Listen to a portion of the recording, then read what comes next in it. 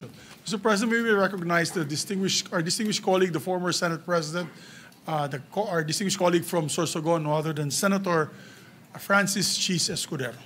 Yes, the gentleman from Sorsogon, Senator Francis Escudero, is recognized.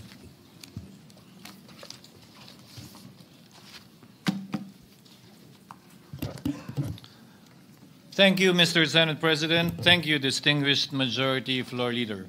I rise to make a brief manifestation in response to the events of recent days. Ginoong Pangulo, meron po tayong kasabihan sa wikang Pilipino.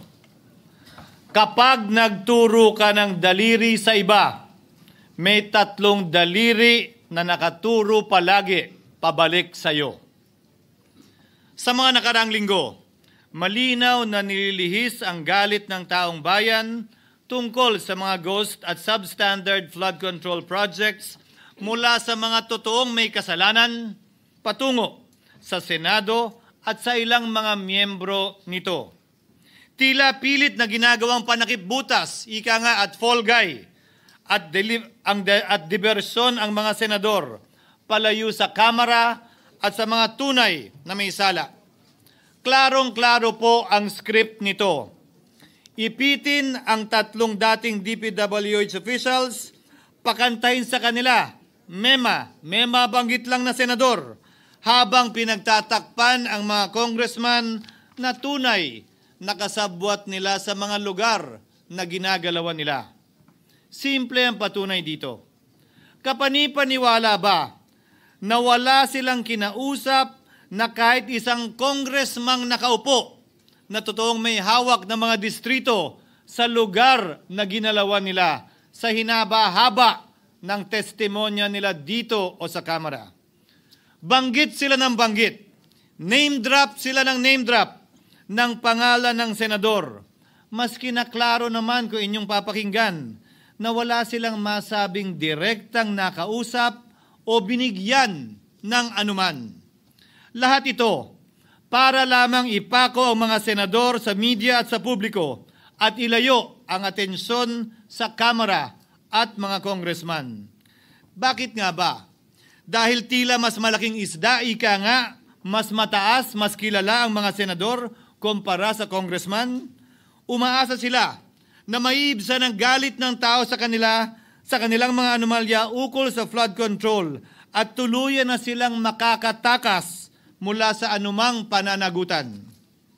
Isang tao lamang, Ginoong Pangulo, ang nasa likod ng script at sarswelang ito.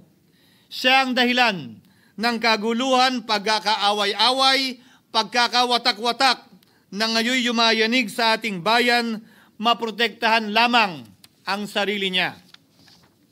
Ang pangalan niya ay matagal nang bulong-bulungan sa bawat sulok ng bansa, pero ngayon, unti-unti nang sinisigaw ng taong bayan.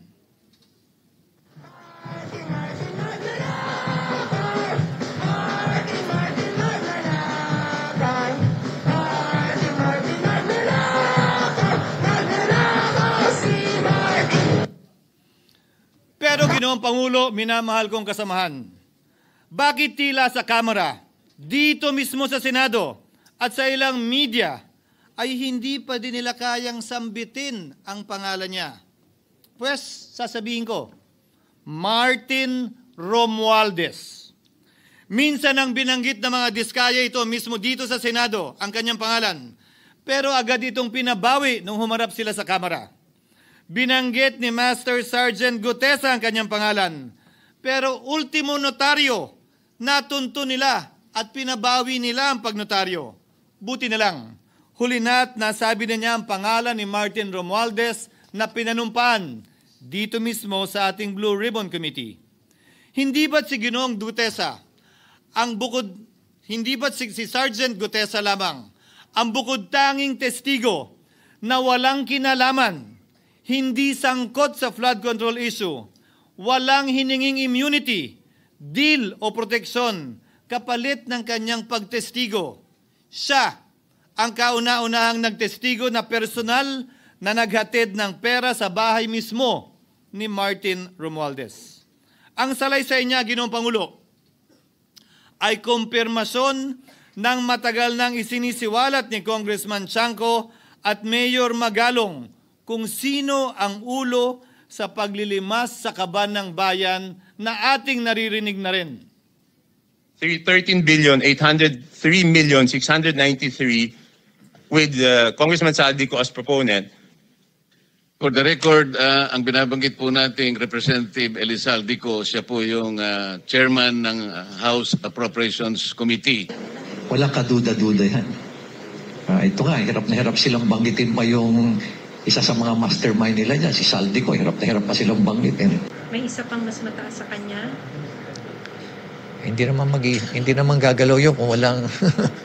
Siyempre, hindi naman gagalaw yun kung walang pahintulot yung mas mataas sa kanya. Just the House Speaker. Ginoong Pangulo, pahintulutan niyo po ako magkwento ng konti upang patotohanan ang mga salitang ito. Taong 2023 nung tinalaga si Ginoong Kiko Laurel bilang kalihim ng Kagawaran ng Agrikultura. Bilang suporta sa kanyang mandato, tinanong ko noon ang isang simpleng katanungan sa budget process natin. Bakit mas malaki ang pondo ng flood control kesa sa agrikultura? Why is it that the budget for flood control is bigger than the budget of the Department of Agriculture or the agriculture sector as a whole? The fifth biggest allocation, not even a department, is flood control. And allocating a measly 31 billion for irrigation, for rice. Why? Pagkatapos po noon, tinulungan ko siyang bawasan ang flood control budget at idagdag sa 2024 budget ng Department of Agriculture. Aniya, tumawag daw sa kanya si Congressman Zaldico dahil pinapatanong daw ni Speaker Romualdez, bakit binawasan ang pondo ng flood control? Ngunit wala nang nagawa si Congressman ko dahil sinabi niyang pasayan ng Pangulo. Nung termino ko rin po bilang Pangulo ng Senado, maraming beses po akong tinanong ni Pangulong Bongbong Marcos tungkol sa panukalang budget para sa 2025. Sinabi ko po sa kanya ang buo at tapat na katotohanan para malaman po niya ang tunay na larawan at sitwasyon ng pambansang budget para sa taong yon. Ito marahil, Ginoong Pangulo, minamahal kong kasamahan, ang isa sa mga dahilan kung bakit pinag-utos ng Pangulo ang pag-veto at pag-for late release o FLR at pag-hold ng malaking bahagi ng budget nila. Marahil, isa rin ito sa mga dahilan kung bakit ninais ng Pangulo na matanggal si Congressman Zaldico bilang chairman ng House Committee on Appropriations dahil sa mga inilahad ko at marahil na-discover din ng Pangulo kaugnay sa 2025 budget. Hindi malayo, Ginoong Pangulo, na naganap din ang mga ito noong 2023, 2024 at mga nauna pang budget kung saan napakaraming ghost at substandard projects ayon kay Secretary Vince Dizon at ayon mismo sa talumpati ng ating kasamahan na si Senator Ping Lacson. Ngunit marahil ay walang naglakas loob na sabihin ang katotohanan kay Pangulong Marcos o magsumbong sa kanya kaugnay sa ilang mga bagay na ito bago ako. Nais ko din pong kumpirmahin ang sinabi ni Congressman Toby Chanco na ang pag-file ng impeachment complaint laban kay Vice President Sara Duterte ginamit na paraan ni Speaker Romualdez para mag-release ng pondo nila na naka-FLR or for late release bago mag-eleksyon. Maski na alam po niya na hindi po ito kayang talakayin ng Senado hanggang sa Hunyo pa mula nung simula. Ulitin ko, ginamit ni Martin Romualdez ang FLR at ang pangalan ng Pangulong Marcos upang itulak ang kanilang unconstitutional na impeachment complaint. Sabi nila, pumirma kayo dahil kung hindi lalabas ang pondo nyo na naka-FLR bago mag-eleksyon. Subalit, Ginoong Pangulo, hindi ito umubra. Hindi ito umubra dahil tinanggihan ito ni PBBM. Sinabi niyang walang ganyang uri ng usapan at sinabi niyang hindi niya gagawin yon. Kaya't hanggang ngayon, nananatili pa rin for late release ang mga questionableng pondo nila. And that is why, Mr. President, distinguished colleagues, at the height of the impeachment controversy, and amidst the passion of some sectors to remove the Vice President at all costs, I urged prudence and level-headedness because I knew that greed and not accountability was the reason behind it. In the end, Mr. President, the Supreme Court vindicated us. The Supreme Court vindicated us by saying, among others, quote, "There is a right way to do the right thing at the right time. This is what the rule of just law means." Close quotations. Ginoong Pangulo, sinisi po sa akin ni Speaker Romualdez ang pagkakatanggal kay Congressman Zaldico. Sinisi po niya sa akin ang pag-FLR or for late release ng kanilang mga proyekto. Sinisi po niya sa akin ang pagkakadismiss ng impeachment complaint laban kay VP Sara na nakikita niyang makakatunggali niya sa susunod na halalan. Sinisi din niya po sa akin ang pagkakasira ng kanilang maitim na balakin sa 2025 budget na nagawa nila ng walang balakid na mga nagdaang taon. Ginoong Pangulo, naging tapat ako at ginawa ko lamang ang aking tungkulin. Kung ano ang tingin kong tama at nararapat para sa bansa at sa sambayanan. Subalit, sa kabila po nito, nagsimula na ang lahat ng bira, paninira at kaso laban sa akin at sa Senado. At ang nasa likod ng lahat ng ito, walang iba kung hindi si Martin Romualdez. Ika nga ni Mayor Magalong na ngayon lamang nakita ko sinisiraan na rin ngayon.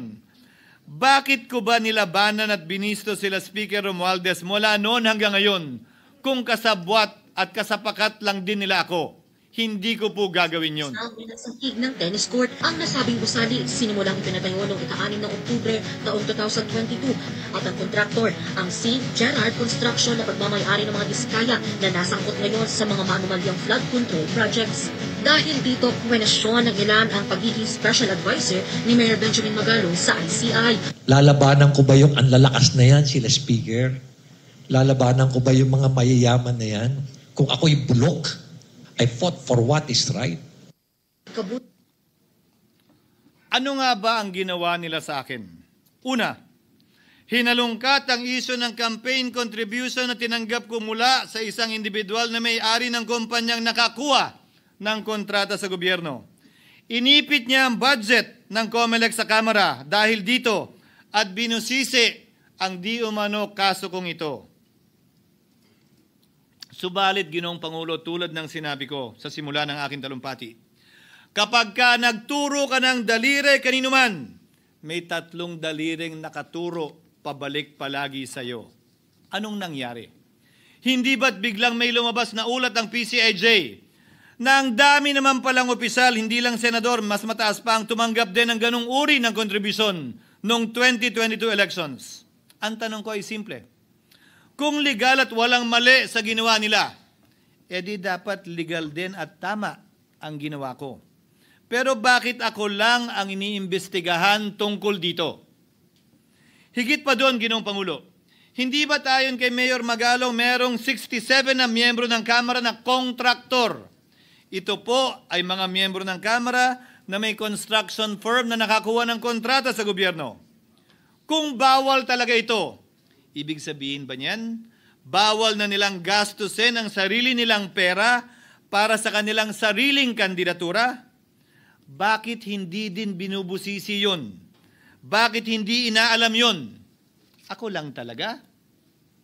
Pangalawa, inintriga ni Martin Romualdez ang dating liderato ng Senado dahil sa pagkakaupo at pagdinig ni Senator Marcoleta sa Blue Ribbon Committee dahil marahil sa pananaw niya ay hindi siya safe kay Marcoleta.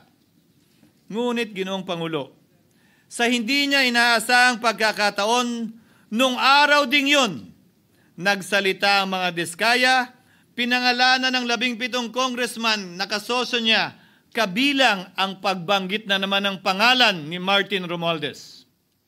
Karamihan sa mga kawani ng DPWH na nabanggit sa itaas ay paulit-ulit na binabanggit ang delivery ng pera ay para sa kay Zaldico na dapat at least 25%. Si Kong Marvin Rillo naman ay ilang beses na binabanggit ang pangalan ni Speaker Martin Romualdez bilang kanyang malapit na kaibigan.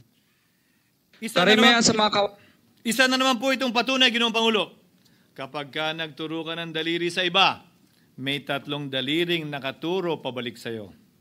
Pangatlo, sa pagdinig ng Blue Ribbon Committee kung saan niname drop ako ni Yusek Bernardo, bagaman inamin niyang personal na mismo na hindi niya rekta kung nakausap o binigyan ng anuman, bigla namang tumestigo si retired Master Sergeant Gutesa at muling pinangalanan si Martin Romualdez na hinahatiran daw niya ng pera sa mismong bahay nito. Ang bawat malita ay may lamang humigit kumulang 48 million pesos. Kalimitang dinadala sa bahay ni Congressman Saldico, ibababa lamang namin ay 35 malita para i-deliver sa bahay ni House Speaker Martin Romualdez. Gamit ang script niya sa pagturo sa akin, ayan na naman. May 3 daliring nakaturo palagi pabalik sa kanya tuwing ginagawa niya yan. Ulitin ko po for the record, Ginoong Pangulo, ang sinabi ni retired Master Sergeant Gutesa. 35 maleta ng pera na naglalaman na mahigit kumulang 48 milyong piso bawat isa o kulang-kulang 1.7 billion pesos sa isang delivery. Ay di umano hinatid niya sa iba't ibang bahay, sa iba't ibang pagkakataon ni Martin Romualdez. Subalit, sa kabila ng lahat ng ito, hindi ba nakapagtataka? Bakit hindi sinasama si Martin Romualdez sa anumang investigasyon? DOJ man, NBI man, AMLAC man. No ako po'y pinuntahan, no ako po'y dumalo sa imbitasyon ng ICI bilang resource person, binanggit ko at tinanong ko din ito sa kanila. Ganito ba katindi ang kapangyarihang hawak ni Martin Romualdez?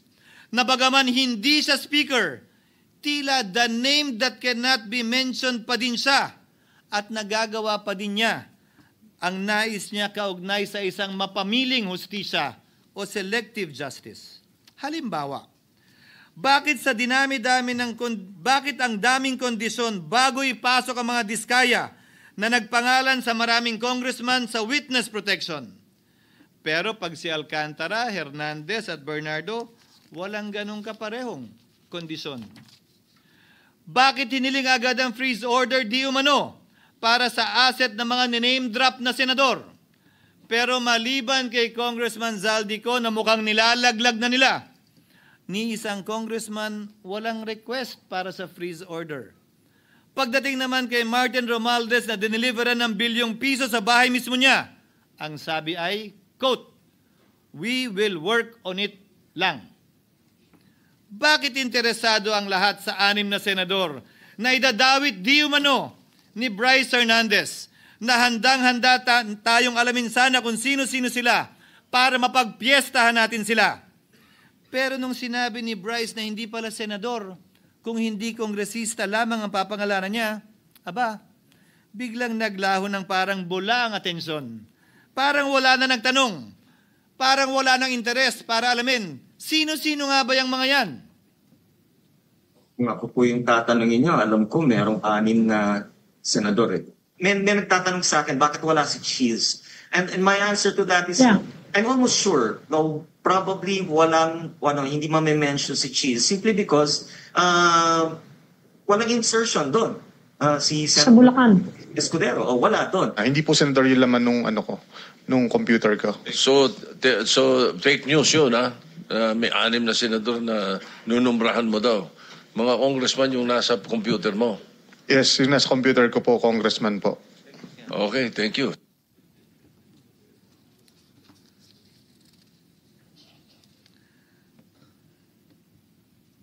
Nagkataon lang ba, Ginoong Pangulo, na ang mga nakaupong senador na dinidiinan sa ngayon ay ang dating Pangulo, dating pro tem, dating punong mayoriya ng Senado, na lahat nagkataon din lang ba na bumoto kontra sa depektibong impeachment ni Vice President Duterte o talagang tinumbok lang kami? In other words, Mr. President, are we truly for transparency and accountability, or are we merely offering a politically convenient sacrificial lamb in an attempt to appease the rage of the people? What is painful, Mr. President, is that along the way, reputations have been disparaged and tarnished. Innocent persons have been implicated, and the Senate is slowly but surely being destroyed. Nagkataon lang po ba na ang lahat ng ito o ito'y sumusunod sa isang script, direksyon at basbas ni Martin Romualdez? Sa kanyang script na naglalayong ilihis ang galit ng bayan mula sa kanya at sa mga kasabwat niya at ituro ito sa Senado at mga senador. Ginoong Pangulo, ang script at sarswelang ito ay di uubra dahil napakalayo po nito sa katotohanan. Napakasama sa panlasa at tinitiyak ko sa inyo, hindi po ito matatanggap at lulunukin ng sambayanang Pilipino. I've been in public service for 27 years. I've never been accused nor charged with corruption. This is the sterling record which they are trying to tear down, and I tell you, they will not succeed.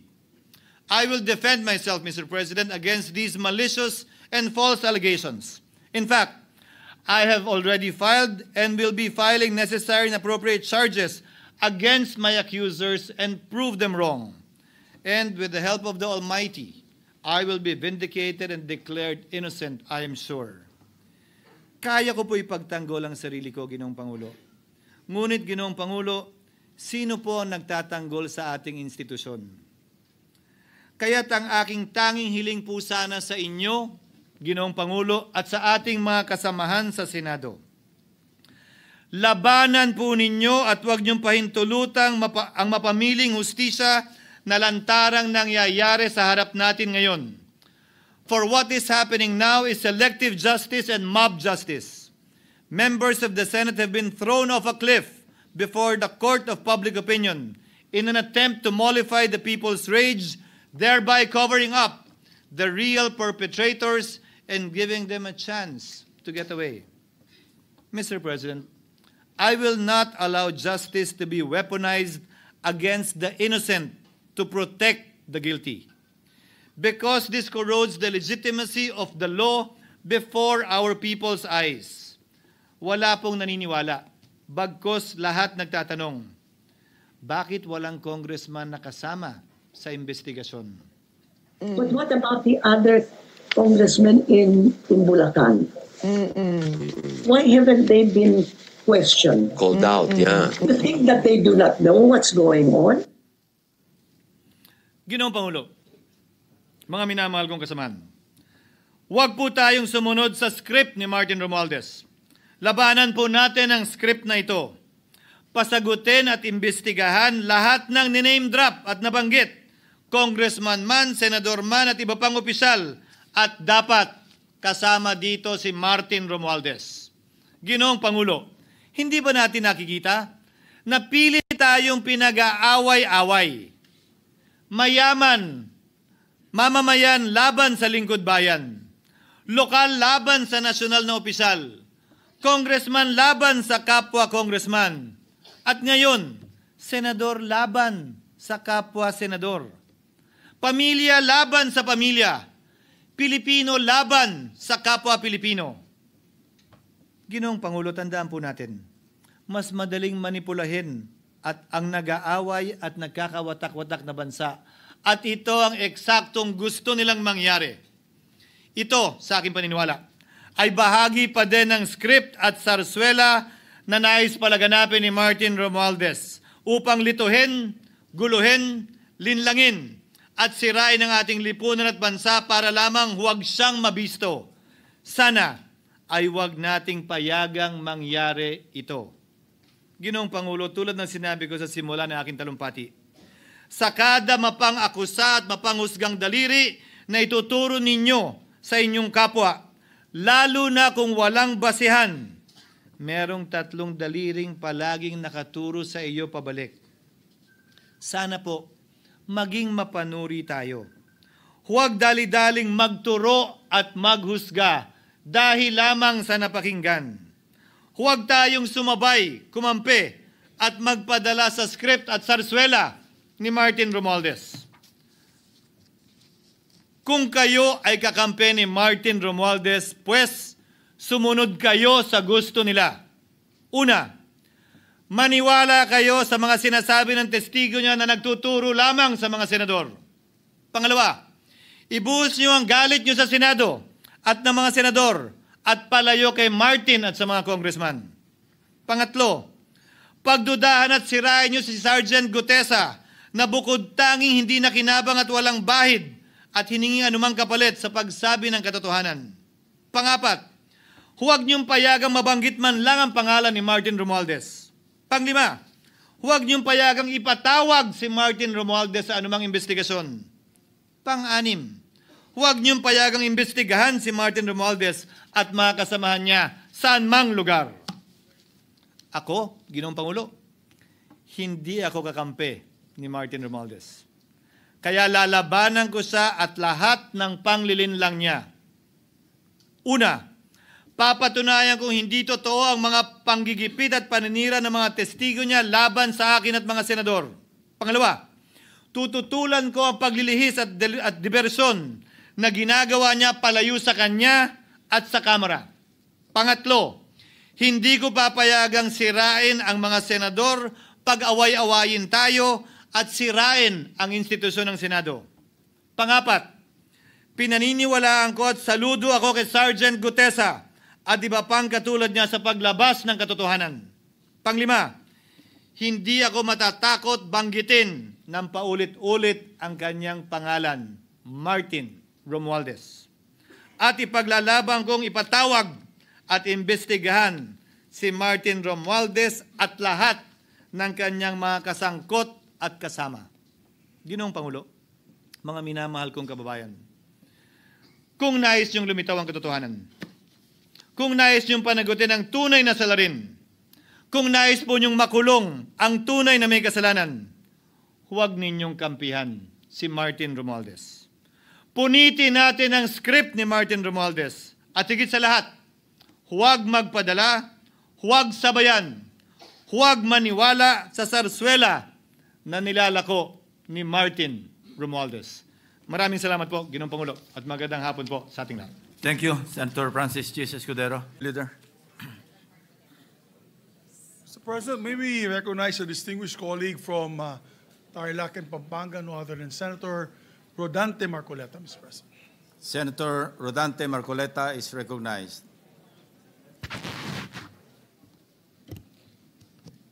Marami pong salamat, Mr. President. Ako po ay tumatayo ngayon para sa isang usaping pampersonal at pangkalahatang pribilehyo. Ginoong Pangulo, ang gulo-gulo na po natin. Ito pong huling pagdinig sa Blue Ribbon Committee na kung saan ay lumabas po ang isang testigo na nagngangalang Master Sergeant Orly Gutesa. Ako po ay nabansagan na kulang po sa kortesiya. Para sa akin po ay hindi po tama na nagpapasaringan po tayo ng ganun. Iisa po ang ating layunin. Hindi po tayo magkakalaban sa layunin na matuntun po natin ang pinaka-problema kung bakit nasadlag po ang ating bansa sa ganitong kalagayan. Hindi ko naman po kasalanan ako po'y hanapin ni Sergeant Gutesa. Hindi ko po siya kilala eh. Hindi ko po kasalanan kung ako po ang hinanap niya at hindi iba. Nung pong makita ko po yung kanyang salaysay,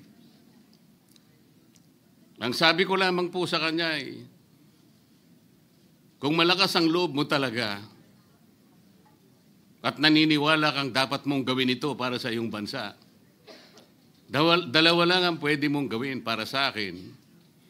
Ipanotaryo mo yan at kung malakas ang loob mo, bukas ng umaga bago mag-alas 9, kailangan nandun ka na sa Senado.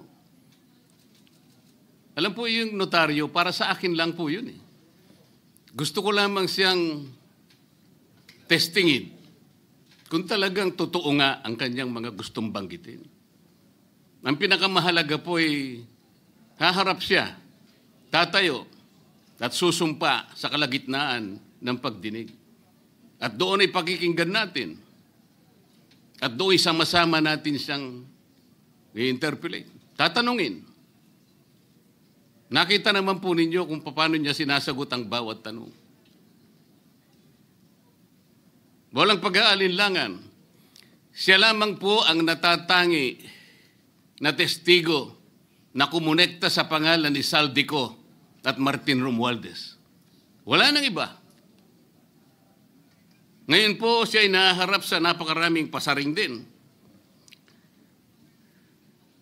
Bakit po ako ay walang kortesiya? Hindi po ba ako ay humingi ng panahon sapagkat hindi ko naman po alam kung talagang darating siya nung araw na yon, kaya hindi na po ako nagsabi. Gusto ko talagang paniwala ang darating siya. Dumating nga po siya, kaya ko siya inilabas. Pero kung pag-uusapan po ay kortesiya, balikan po natin ang mga nangyari. Nung ako po ay chairman pa ng Blue Ribbon Committee, nagkaroon po ng pagdinig. Unang pagdinig ay August 19, 2025. Isang araw bago po nagkaroon ng pagdinig ang Blue Ribbon Committee, ang ating pong kasama, si Senator Lacson, ay nagkaroon po ng posting. Sa Twitter po yata ito, hindi po ako sanay dito eh. Babasahin ko po, August 20, 2025. The Senate Blue Ribbon Committee hearing yesterday is akin to the cart going ahead of the horse. Had the cart waited one day, it would not have missed the details of the truth about the many substandard ghost projects and more that will be exposed in my privileged speech today. Yun po ba ay courtesy din? Sa akin pong palagay, hindi dapat po nagkaroon ng ganitong pagpapasaring. Alam ko po ba kung sino-sino ang tatayo para mag-deliver ng privilege speech? Matagal ko na pong sinabi noon kung kailan po ang pagdinig. Wala po akong itinago. Ngunit kung sasabihin na kung naghintay kami ng isang araw, ay mas marami pa sanang mga detalye at katotohanan ang naihayag. Hindi po ba sinabi ko sa inyo noon, mismong Pangulo ng Republika ng Pilipinas ang nagbigay sa akin ng USB na nandun po lahat ang mga proyektong pinaghihinala na ghost projects.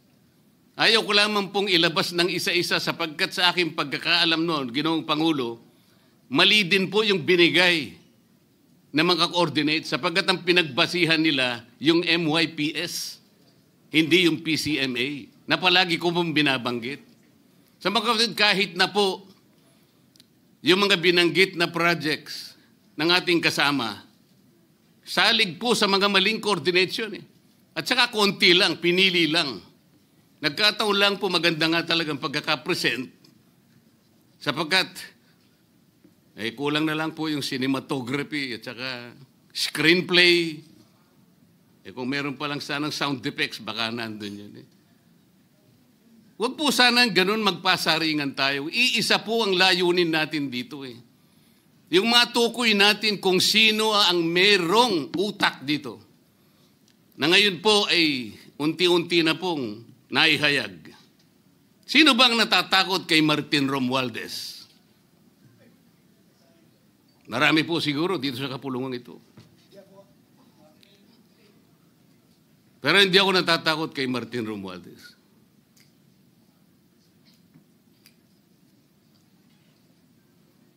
Ngayon po, kino-question po yung notarization ng statement ni Gutesa. Dahil yung babae po, yung abogadong babae, nag-notarize, tinalikuran po niya ang kanyang signature, yung kanyang pirma. Nandyan po ba yung assistant natin para ipakita po natin? Ayan po yung huling bahagi ng dokumentong ninotaryo doon sa opisina ng abogadang babae na ngayon ay tinatalikuran niya ang kanyang pirma.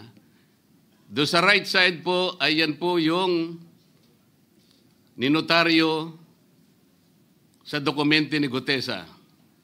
Yung kaliwa po ay iba pong dokumento. Tingnan po ninyo yung pagkakahawig. Ibig po ba ninyong sabihin, Ginoong Pangulo, yun pong notarial details, na yun po yung kulay blue, na kung saan nandyan yung PTR, nandyan po yung MCLE number, nandyan po yung kanyang roll number,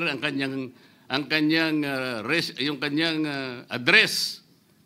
Nakuha po ba ni Gutesa mula sa opisina ng abogada at in-stamp niya? Pagkatapos po yung detalye na nasa bandang kaliwa na kung saan makikita nyo document number, page number, book number, series of 2025. Makukuha po ba ni Gutesa mula sa libro, mula sa notarial register ng abogado? Paano niya makukuha? Tingnan po ninyo yung kabila, ganun din. Bakit po natin hahanapan ngayon si Gutesa at sasabihin pa natin dahil lamang tinalikuran ng babaeng nagnotaryo ang kanyang pirma? Pangkaraniwan na po kasi, Ginoong Pangulo, kahit pumunta kayo sa maraming lugar na kung saan nagnunotaryo, hindi nyo po makikita roon ang abogado. Iaabot nyo lang sa kanyang papel ninyo, pagkatapos isosoli niya sa iyo, pagkatapos nyo magbayad. Itatanong po ba ni Ginoong Gutesa, bago siya umalis, tatanungin po ba niya doon sa babaeng kausap niya kung sino man yun, Madam, kayo po bang may pirma nito? Wala pong ganun eh. Ngayon, kung tatalikuran po ng abogado na yon ang kanyang pirma, ako na po mismo ang magdidirect ng prosecution sa kanya para ma-disbar siya. Sapagkat ginagamit po niya yung opisina na yon. Pakita po ba natin, pwede po nating ipakita yung opisina, yung kanya, ayan po yung kanyang lugar. Ang opisina po niya ay sa Ermita, ngunit yan po ay ginagamit niyang address. Ayan po makikita ninyo. Notary Public 24/7. Ibig niyo sabihin, nandyan at hindi na natutulog yung abogado na yan. Sigurado meron isang tao dyan na pumipirma. At ginagaya na lamang ng kanyang staff o secretary yung pirma niya. Ganyan po palagi. Kalakaran. Kalakaran, ngunit hindi tama. Sapagkat sa batas po ng notaryo, kailangan nakaharap po yung magnunotaryo sa nagpapanotaryo. Bakit po niya ngayon sinabi na hindi niya pirma yon? Maring hindi niya pirma. Ngunit, tinayaan niya kung sino man ang taong iyon na ipirma yung dokumento. Kagaya po ng nasabi ko, naging academic na po yung notaryo. Sapagkat ang tao ay tumayo sa ating kapulungan. Binasa niya yung kanyang statement. Yung mga bayarang media nga po, sinasabi pa eh. Kino-coach ko pa eh. Bakit ko po siya sinabihan na dahan-dahan siya? Dahil po nung panahon na binabasa niya na yung kanyang statement, sinusundan po namin yung kanyang binabasa. Binigyan ko po ng kopya ang chairman ng Blue Ribbon Committee. Binigyan ko ng kopya ang ating Senate President at yung aking katabi si Senator Gatchalian dahil 4 lamang pong original ang meron kami. Yung binabasa pala niya ay Xerox copy kaya may naputol sa baba. Gusto ko lamang pong ma-record ng totohanan. Dahil doon sa umpisa po niya, merong isang linya po siyang nalaktawan. Alam po ito ng mga kasama natin na sinusundan po habang binabasa namin. Doon sa pangalawa po, 2 linya naman po ang nalaktawan niya. Kaya gusto ko lamang pong maging maayos ang pagre-record ng kanyang statement. Ano po sabi ng mga bayarang media? Hindi ko naman po nila lahat. Kaya ako po hindi nagpapa-interview sa kanila eh. Alam ko po ang karakter ng ating media ngayon. Nakakaawa na po ang kalagayan. Binanggit na po ng dating Senate President ang nangyari do sa statement ni Diskaya. Siya ang kauna-unahang nagbigay ng statement na kung saan binanggit ang 17 congressmen. Ngunit nakakapagtaka. Hindi na po natin tinutuntun yung 17 na yon. Kagaya na nga sinabi ng Senate President, napupunta na, natutuon na yung pagtuntun sa mga kasama natin dito. Bakit po? Natatakot ba tayo kay Martin Romualdez? Siguro po, yung iba sa inyo natatakot. Ginoong Pangulo, naghalo na po ang balat sa tinalupan. Bakit po? Ngayon ko lamang po nakita sa pagdinig ng Blue Ribbon Committee. Nandun po yung Justice Secretary.